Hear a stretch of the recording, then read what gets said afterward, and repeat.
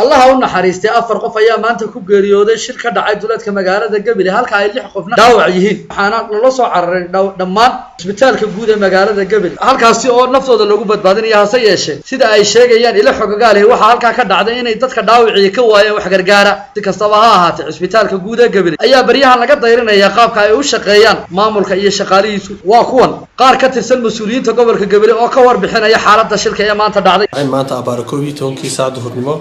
shil baabuur oo ka dhacay halkan Aratuulka shilkaas wuxuu ahaa 10 qof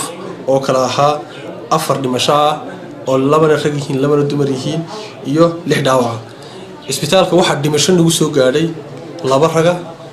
2 dumarna waxay ku dhex dhinteen isbitaalka ka bacdi markii muddo la tacaalnay alxamdulillah toodi ayaa timid waxaan ku rajoonaynaa dhaawac intii kalena waxaan u gudbinay isbitaalka guud ee Hargeysa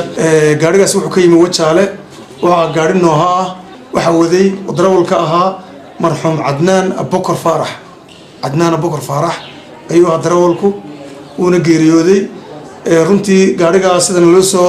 ay trafficadu laanta nabadgelyada soo gudbiyeen waxa u baxay taayir xawlina uu ku soconayay sida darteed wuxuu sameeyay rafasho badan aad baa dadka wax ugu gaareen dad badan baa dhimasho dhaawac ah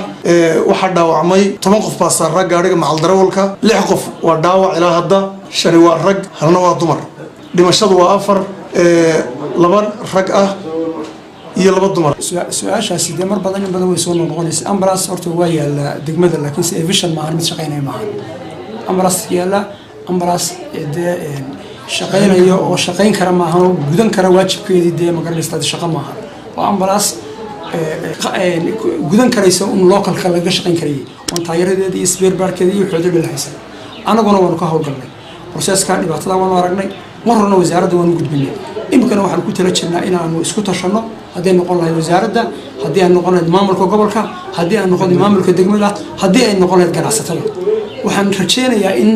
bishan gudaheeda la helo gaari ambulance oo ay leedahay degmada Gabiley dhanka kale isla maanta ayaanu kula xidhiidhnay telefoonka agaasimaha guud ee wasaaradda caafimaadka Dr. Xergeeye waxaanan wax ka weydiinay xaaladda ba'an ee ka muuqata isbitaalka guud ee magaalada Gabiley waxaanu agaasimaha guud carrabaabay inuu aad iyo aad uga xun yahay hab dhaqanka isbitaalka guud ee magaalada Gabiley waa bade telefishinka badda cas Gabiley